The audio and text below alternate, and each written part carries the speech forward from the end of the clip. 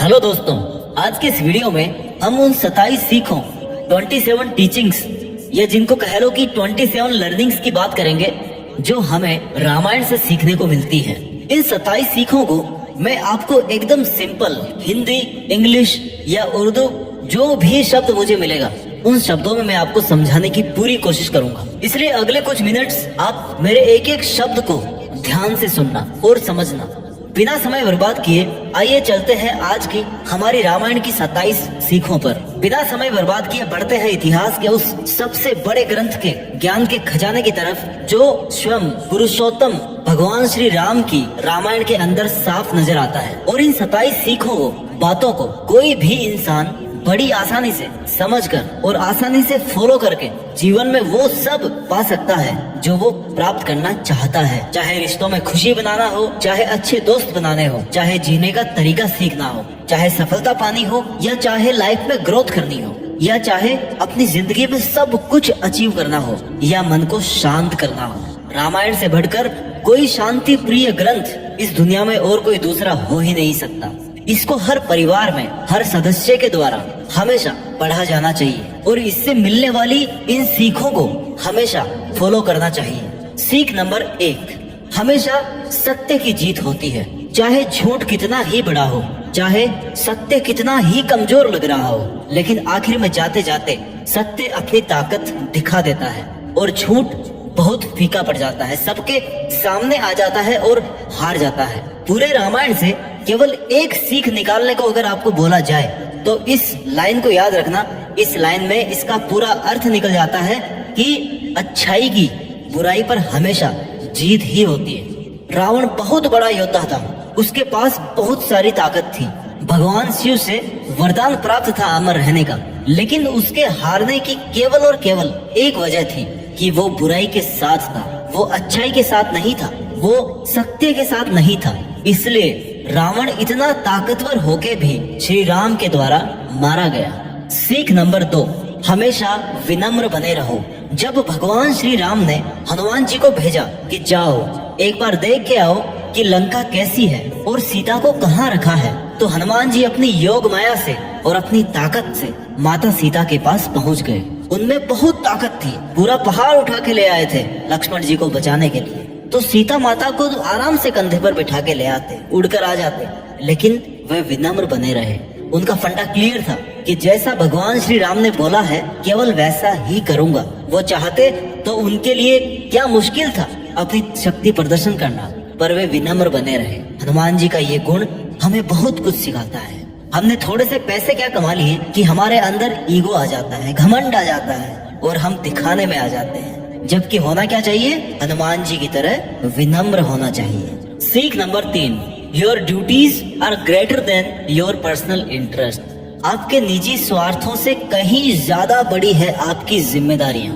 भगवान श्री राम को पुरुषोत्तम क्यों कहा जाता है? क्योंकि श्री राम से ज्यादा उत्तम कोई और पुरुष है ही नहीं इस सृष्टि में। और जब वो खुद इतने उत्तम हैं, तो फिर उन्होंने रामायण के अंत में सीता माता को क्यों छोड़ा और सीता माता क्यों जंगल निवास में गई?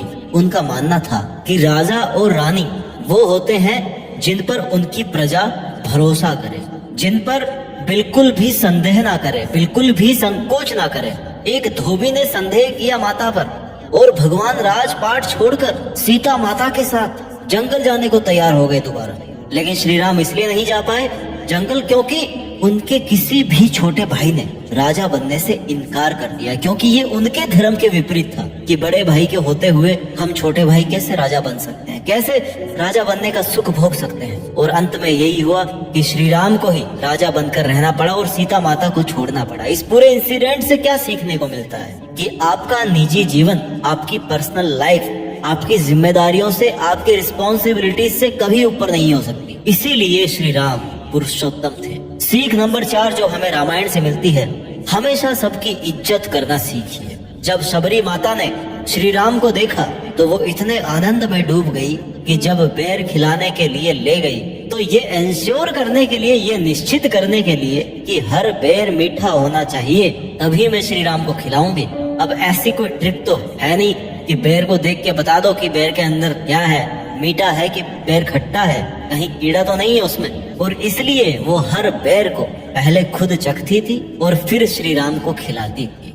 और श्री राम सबरी माता के प्रेम में इतना मग्न हो गए कि उनको इस बात का जरा भी पता नहीं पड़ा, उनको जरा भी आपत्ति नहीं हुई कि शबरी माता उनको झूठे बेर खिला रही है। ये होता है बजाय हम ये देखने कि कौन क्या है, हम ये देखें कि उसके मन में हमारे प्रति प्रेम कितना है और हम उसके प्रेम की इज्जत भी करें। सीख नंबर 5 जो हमें रामायण से सीखनी चाहिए, परिवार में एकता का होना बहुत जरूरी है। परिवार के सभी सदस्यों का एक मत रहना बहुत जरूरी है, नहीं तो वो परिवार टूट जाता है। और अगर वो परिवार एकजुट है, यूनाइटेड है, तो फिर वो किसी भी बड़ी से बड़ी चुनौती का सामना कर सकता है। राजा दशरथ अपने पुत्रों से बहुत प्यार करते थे। जब माता कैकेयी ने श्री राम को वनवास भेजने की बात कही और वचन मांग लिया, तो फिर और कोई ऑप्शन बचता नहीं कि अब जंगल जाना ही पड़ेगा श्री राम को। राजा दशरथ का एक मन तो ये कह रहा था कि पुत्र को रोक ले, और दूसरा मन ये कह रहा था कि वचन भी दे दिया है, निभाना पड़ेगा। तो भगवान राम ने कहा कि रघुकुल रीत सदा चली आई, प्राण जाए पर वचन ना जाए।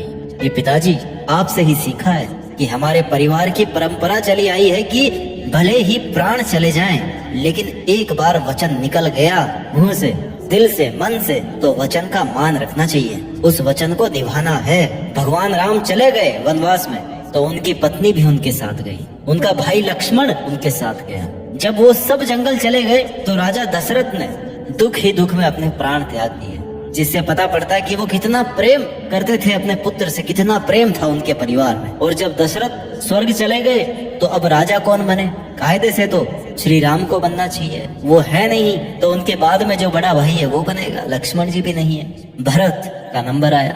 आजकल की पॉलिटिक्स होती तो आराम से बन जाते भरत, लेकिन श्री राम के भाई भरत ने श्री राम की चरण पादुकाएं यानी कि उनकी चप्पल को सिंहासन पे रखकर भगवान श्री राम के नाम पर राज्य का कार्यभार संभाला, और कभी भी अपने आप को राजा नहीं माना, कभी भी अपने राज्य पर आंच नहीं आने दी। ये होता है परिवार का प्रेम, जो आजकल की सोसाइटी में पता नहीं कहाँ खो गया है। हर चीज के टुकड़े हो जाते हैं भाइयों के बीच तुरंत, ये तेरा ये मेरा, दैट्स इट। हमें रामायण से ये सीखना चाहिए कि परिवार अगर एकजुट रहता है ना, तो हर मुसीबत का, हर रावण का सामना बड़े आराम से किया जा सकता है, हर वनवास का, हर जंगल का सामना आराम से किया जा सकता है। सीख नंबर 6 जो हमें रामायण से सीखने को मिलती है कि हमेशा चाहे कुछ भी हो, हमेशा सही का रास्ता चुनो। अगर आपको सही का साथ देने के लिए या सच्चाई का साथ देने के लिए अपने घर परिवार या अपने धर्म को भी छोड़ना पड़े ना, तो पीछे नहीं हटना चाहिए। उदाहरण है रावण के छोटे भाई विभीषण का। विभीषण रावण के छोटे भाई थे, लेकिन धर्म प्रेमी थे, शांति प्रिय थे। वो चाहते तो लंका में ऐशो आराम में रहते और रावण के मरने के बाद वैसे ही उनको राजा बनना था, लेकिन नहीं, उनको बुराई के साथ रहना ही नहीं था, उनको केवल सच्चाई का साथ देना था। इसलिए वो रावण का सर्व सुख संपन्न माहौल छोड़ करके भगवान राम के शरण में आ गए सच्चाई का साथ देने के लिए। आप हमेशा सही का रास्ता चुनो, भले ही आपको कितनी ही मुसीबतें आए, भले ही आपको किसी का भी साथ छोड़ना पड़े। सीख नंबर 7 जो रामायण हमें सिखाती है, हमेशा अपनी संगत बढ़िया रखिए। माता कैकेयी ने वनवास दिया श्री राम को, क्यों दिया? माता मंथरा के कहने पर। क्यों? ताकि जब श्री राम जंगल चले जाए तो राजपाट किसको मिले? भरत को मिल जाए। वनवास दे दिया, वनवास अप्रूव भी हो गया, जंगल भी चले गए, लेकिन उसके बाद क्या हुआ? गलती का रियलाइजेशन, वो फेज सबकी लाइफ में आती है। और उसके बाद क्या बची? केवल गिल्टी बची और कुछ नहीं बची। फिर पता चला कि हे भगवान, मैंने ये क्रोध में और लालच में क्या कर डाला, कोई तो मुझे माफी दे दे। माफी भी मांगी श्री राम से जंगल में जाके कि आ जाओ, लौट जाओ, पर अब पछताए क्या होता जब चिड़िया चुग गई खेत। ये सब कुछ हुआ संगत की वजह से। बुरी संगत से अच्छा है कि किसी की संगत ही ना हो। You are the average of your 5 friend. आप उन 5 लोगों के कैरेक्टर के एवरेज हो जिनके साथ आपका उठना बैठना है, आपका रहना है, आपका घूमना फिरना है। जो आपके दोस्त हैं, जो आपके क्लोज, उन 5 लोगों के आप एवरेज हो। इसलिए अपनी संगत बढ़िया रखिए। सीख नंबर 8, माफ करना बदला लेने से कहीं ज्यादा गुना बड़ा होता है। जब लक्ष्मण ने शूर्पणखा का नाक काटा ना, तो वो रोती हुई अपने भाई रावण के पास गई। रावण अगर वहाँ पर लक्ष्मण से बदला लेने की बजाय उसको माफ कर देता तो जिंदा रहता, पर उसने बदला लेने की सोची, और जब बदला लेने की सोचकर गया वो माता सीता को किडनैप करके ले आया, यानी कि बदले की भावना में गलतियों पर गलतियां कर बैठा, तो फिर नतीजा तो वही होना था जो आपने देखा, जो आप जानते हैं। किसी भी विवाद को समाप्त करने के दो ही ऑप्शन हैं कि या तो माफ कर दो सामने वाले को या फिर उसको साफ कर दो। और अगर माफ कर दिया तो ठीक है, मामला शांत है। अगर साफ करने की सोच के जाओगे ना तो पता नहीं वो साफ होगा कि आप साफ होंगे। इसलिए कहा जाता है कि forgiveness is always better than revenge. माफ करना बदला लेने से कहीं ज्यादा बेटर ऑप्शन होता है। ये बात मैं नहीं बोल रहा, ये बात रामायण से हमें सीखने को मिलती है। सीख नंबर 9 जो हमें रामायण सिखाती है, कभी कभी चीजें जितनी अच्छी दिखती है उतनी अच्छी वो वास्तव में बिल्कुल नहीं होती। या कह लो कि अपनी इच्छाओं से ना हमेशा बचकर रहना चाहिए। आपकी इच्छाओं में कोई चीज बहुत अच्छी होती है लेकिन उतनी अच्छी होती नहीं है। रावण ने जब माता सीता को किडनैप करने का प्लान बनाया तो अपने साथ मारीच को ले गए, जो रूप बदलने में माहिर था। उसने एक सोने जैसे दिखने वाले हिरण का रूप लिया और सीता माता को आकर्षित किया। सीता माता के मन में यह डिजायर हुई कि यार ये हिरण तो सबसे अलग है, जाओ जाओ लक्ष्मण, मुझे ये हिरण चाहिए। लक्ष्मण को आ गया, लक्ष्मण को भैया आज्ञा का पालन करना पड़ेगा। लक्ष्मण वहाँ से चले गए और रावण साधु के वेश में भिक्षा मांगने के लिए पीछे से चला आया और सीता माता ने लक्ष्मण रेखा को लांग दी और नतीजा आप जानते हो, कुछ ही पल बाद में सीता माता लंका में फंस गई। यानी कि वो हिरण जो हिरण था ही नहीं, अगर उसका मोह माता सीता को नहीं हुआ होता तो किडनैप ही नहीं होता। इसलिए कभी भी हमें चीजों को दूर से जज करके उनकी तरफ आकर्षित नहीं होना चाहिए। लालच और इच्छाएं बड़ी बुरी चीजें हैं। सीख नंबर 10, समस्त जीव जंतुओं के प्रति हमें प्यार करना चाहिए। इस धरती को केवल इंसान ही नहीं चलाते हैं, बल्कि पेड़ पौधे, जीव जंतु, जानवर, सबका रोल है इसमें। एक इकोसिस्टम बना हुआ है जिसमें हम सब एक दूसरे पर डिपेंड हैं। हमें सबको प्यार करना चाहिए और किसी के भी जीने का हक नहीं छीनना चाहिए। रामायण में देखिए, हनुमान जी कौन थे? वानर। राम सेतु किसने बनाया? वानरों की सेना ने। जटायु कौन थे? एक गिद्ध। लक्ष्मण की जान किसने बचाई? जड़ी बूटी ने, यानी कि पेड़ पौधों ने। एक वानर लेके आए थे हनुमान जी। यहाँ तक कि गिलहरी ने भी सहयोग किया पुल बनाने में, और कहा जाता है कि गिलहरी के पीठ पर जो धारियां होती है ना, ब्लैक एंड व्हाइट, वो भी श्री राम के हाथ रख देने की वजह से हुई है। फिर जो भी हो, लेकिन पूरे सीन से ये समझ में आता है कि इस नेचर में हर जीव जंतु का रोल है, सबको जीने का हक भी है। इस सृष्टि की हर रचना के साथ प्यार करना सीखिए। ये जीव जंतु पेड़ पौधे आपने नहीं बनाया, ऊपर वाले ने बनाया, उसी ने बनाया जिसने आपको बनाया है, इसलिए उनसे भी प्यार करना सीखिए।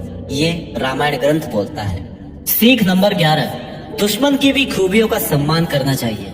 रावण ने भले ही बहुत बड़ा पाप किया हो, लेकिन जब वो मरने वाला था ना, तो श्री राम ने लक्ष्मण जी को भेजा कि जाओ रावण से कुछ सीख करके आओ। लक्ष्मण जी बोले कि भैया ये क्या बोल रहे हो? जिस आदमी ने सीता माता का अपहरण किया, जिसको आपने मारा, जो इतना गंदा इंसान था, उससे आप मुझे सीखने को बोल रहे हो? तो श्री राम ने कहा कि रावण के कर्म बुरे थे लेकिन उसके पास में ज्ञान बहुत था, वो एक बहुत बड़ा ज्ञानी आदमी था, उससे कुछ ज्ञान लेकर के आओ।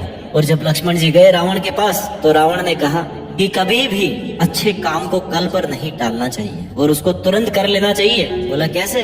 बोला कि अगर मैं अच्छाई के साथ समय पर आ जाता, श्री राम के शरण में समय पर आ जाता, तो आज मैं यहाँ पर नहीं पड़ा होता, मेरे भी घर वाले खुश रह रहे होते, मैं भी महल में आनंद ले रहा होता। लेकिन मैंने सही समय पर सही काम, अच्छा काम नहीं किया, अच्छाई की शरण में नहीं आया, मैं सही रास्ते पर नहीं आया, इसलिए आज मैं यहाँ पर मरने की हालत में पड़ा हुआ हूँ। भले ही श्री राम ने रावण को मारा, लेकिन उसके ज्ञान का वो सम्मान करते थे, इसलिए लक्ष्मण को उसके पास ज्ञान लेने के लिए भेजा। इसलिए अगर हमें दुश्मन से भी कुछ सीखने को मिले ना, तो सीखना चाहिए। सीख नंबर 12, नारी शक्ति। नारी जो भी होती है ना, उसके पास में बहुत शक्ति है, बहुत ताकत है, बहुत जिम्मेदारी है। रामायण में नारी शक्ति के बारे में अच्छे से समझ आता है। एक नारी को जो किरदार निभाने पड़ते हैं ना इस दुनिया में, वो एक माँ का हो सकता है, एक बहन का हो सकता है, एक दोस्त का हो सकता है, एक पत्नी का हो सकता है। और हर एक किरदार का अपने आप में एक बहुत बड़ा रोल है। माता सीता चाहती तो महल में रहती आराम से, क्यों जंगल में जाती? पर उन्होंने हंसते हंसते जंगल के निवास को स्वीकार कर लिया कि जहाँ मेरे श्री राम जाएंगे मैं वहीं पर रह लूंगी, फिर चाहे वो कांटे हो, सर्दी हो या गर्मियां हो। उन्होंने लंका में रहते हुए भी पत्नी धर्म को बहुत अच्छे से निभाया और एक मिसाल पेश की। सीख नंबर 13 जो हमें रामायण से सीखने को मिलती है, रिश्ते पैसों से ज्यादा बढ़कर है। अब देखिए आप श्री राम का वनवास, माता सीता भी चली गई, भरत भी एक्टिंग किंग बनकर रहे और कभी भी अपने आप को राजा नहीं माना, लक्ष्मण ने छोटे भाई होने का फर्ज अच्छे से निभाया, यानी कि कोई महल नहीं था, कोई पैसों का मैटर ही नहीं था, लेकिन फिर भी रिश्ते कितने अच्छे से चल रहे थे। रिश्ते अगर निभाना जानते हो तो पैसा कुछ भी नहीं है, धन दौलत कुछ भी नहीं है पैसों के सामने। इसलिए रामायण के लक्ष्मण और सीता माता की तरह अगर धन दौलत और रिश्तों में किसी एक को चुनना पड़े ना, तो हमेशा रिश्तों को ही चुनना चाहिए। सीख नंबर 14, माँ बाप की इज्जत। माँ बाप की इज्जत कीजिए, करना सीखिए। जब माता कैकेयी ने कहा कि अब तो राम को वनवास जाना ही पड़ेगा, तो श्री राम ने एक भी क्रॉस क्वेश्चन नहीं किया कि क्यों जाना है, कब जाना है, कहाँ रहना है, कैसे रहना है, खाना कहाँ मिलेगा। नो, उनके दिमाग में क्या था, एक तो माता का आदेश और दूसरा पिता का वचन, यानी कि माँ बाप ने अगर कुछ कहा है तो उसमें कोई ना कोई बात जरूर है, उसमें कोई ना नुकुर नहीं है, वो करना है मतलब करना है। There is no second thought. अब चाहे उसका पालन करने में जान ही क्यों ना निकल जाए, पर उसको फॉलो करना है तो करना है। सीख नंबर 15 जो रामायण से हमें सीखने को मिलती है कि कुछ भी करने से पहले अच्छे से सोचना जरूर चाहिए। जैसे रावण ले गया सीता माता को और कैकेयी ने दे दिया वनवास। अगर कैकेयी ने सोचा होता वनवास देने से पहले तो श्री राम को कभी जाना ही नहीं पड़ता, और रावण ने सोचा होता ऐसी हरकत करने से पहले तो उसका भी वध हुआ ही नहीं होता। कुछ भी करने से पहले 2-3 बार ठंडे दिमाग से जरूर सोचो कि करने क्या जा रहे हो, कि क्या मैं जो करने जा रहा हूँ वो एथिकली सही है या रॉन्ग है, उसके क्या क्या प्लस पॉइंट्स है और क्या क्या माइनस है। ये डिसीजन मेकिंग करना बहुत जरूरी है। आज की डे टू डे लाइफ में हम बहुत सारे काम ऐसे करते हैं जिनके बारे में हम सोचते नहीं है, और लास्ट में पूरा खेल बिगड़ जाता है। थोड़े से स्वार्थ की वजह से, थोड़े से गुस्से की वजह से पूरा काम गड़बड़ हो जाता है, थोड़ी सी मिस प्लानिंग की वजह से, नहीं सोच पाने की वजह से पूरा काम गड़बड़ हो जाता है। कुछ भी करने से पहले अच्छे से सोचना जरूर चाहिए। सीख नंबर 16 जो हमें रामायण से सीखने को मिलती है, ऑलवेज हैव हेल्पिंग नेचर। हमेशा किसी का भला करने की सोचिए। श्री राम ने कभी भी किसी की हेल्प करने का अगर मौका आया उनके पास तो उसको मना नहीं किया। सुग्रीव की हेल्प करी, जटायु की करी, सबरी माता की हेल्प करी, सबकी हेल्प करी। जो सामने आता गया उस पे दया करते हुए। इंसान ही अगर इंसान के काम नहीं आएगा तो क्या मशीन थोड़े काम आएगी। ये बात आज के जमाने में हम सबको समझनी चाहिए। We should always have helping nature towards everyone. क्या पता किस पल की गई मेहनत किस पल काम आ जाए, किस पल की गई मदद किस पल हमारे काम आ जाए। सीख नंबर 17 अपनों से छोटों की रक्षा करें। ये हमारा धर्म है, ये हमारी जिम्मेदारी है, ये हमारी ड्यूटी है। अगर हम बड़े हैं और पावरफुल हैं तो हमारी जिम्मेदारी बनती है कि हम अपने से छोटों की या सोशल स्टेटस में जो अपने से नीचे के लेवल है वहां पे जो लोग हैं उनकी हम हेल्प करें, उनकी रक्षा करें। उनकी रक्षा करने से हम उनको भी आगे बढ़ने का अवसर देते हैं। और क्या पता कल को कोई इतना विकास कर ले कि आजीवन आपका एहसानमंद रहे, और ना भी रहे तो भी आपको तो ऐसा गुण बनाना है अपने आप में कि आप अपने से छोटों को प्रोटेक्ट करें। सीख number 18 be honest friend for life time. अगर दोस्ती करो तो ऐसी करो कि ईमानदारी कूट कूट के भरी हो, आंख बंद करके दोस्त आप पर भरोसा कर सके। सुग्रीव और श्री राम की जब मुलाकात हुई ना तो सुग्रीव बहुत बड़ी परेशानी में थे, बाली से परेशान थे। बाली उनका भाई था। श्री राम ने उनकी हेल्प करी और टाइम आने पर सुग्रीव ने भी श्री राम की हेल्प करी। Always keep your word, keep your promises. अक्सर ये होता है कि समय के बदलते ही ना अपनी जरूरत पूरी होते ही लोग बदल जाते हैं, पर ऐसा नहीं होना चाहिए। सीख नंबर 19 give best to your relations. Ramayan में ऐसे बहुत सारे एग्जाम्पल्स मिलते हैं जिनसे ये जानने को मिलता है कि रिश्तेदारी कैसे निभाई जाती है। माता Sita was best wife, Ram best husband थे, बेस्ट राजा थे, बेस्ट पुत्र थे। लक्ष्मण और भरत वो भी बेस्ट भाई थे। हनुमान जी बेस्ट भक्त थे। सुग्रीव बेस्ट फ्रेंड थे। आज के समय में अगर हमें किसी रिश्ते को संभालने में दिक्कत होती है तो इन रिश्तों के बारे में हमें जरूर स्टडी करनी चाहिए। पहले के जमाने में एक से ज्यादा शादियां करना राजाओं के लिए आम बात होती थी। यहाँ तक कि श्री राम के पिताजी ने भी एक से अधिक शादियां करी थी, उनकी एक से अधिक पत्नियां थी। पर इसके बाद भी भगवान श्री राम ने केवल एक ही शादी करी और आजीवन केवल माता सीता से ही संबंध जोड़ के रखा। ये एक बहुत बड़ा एग्जाम्पल है आज की सोसाइटी के लिए जहाँ पर तलाक एक आम बात हो गई है। सीख नंबर 20 आप कितने ही बड़े बन जाओ पर आपकी इच्छाएं और आपका घमंड ना आपको लेकर करके बैठे, आपको ले बैठेगा। रावण बहुत बड़ा ज्ञानी आदमी था, बहुत बड़ा पंडित आदमी था, शिव भक्त, लेकिन मर क्यों गया? किसी भक्त की मौत होती है कभी इस तरह से? क्यों? क्योंकि घमंड था, घमंडी था वो, कर्म बुरे थे। घमंड आपको रियलिटी नहीं देखने देता मेरे भाई, और बुरे कर्म आपको कभी भी ऊपर नहीं आने देंगे, बल्कि आप पर बोझ पे बोझ बढ़ाते रहेंगे और आप डूबते रहोगे। आपके घुटनों में जान नहीं बचेगी, घुटनों पे आ जाओगे। सीख नंबर 21, हार कर भी जीतना सीखो, ना कि जीत कर भी हारना।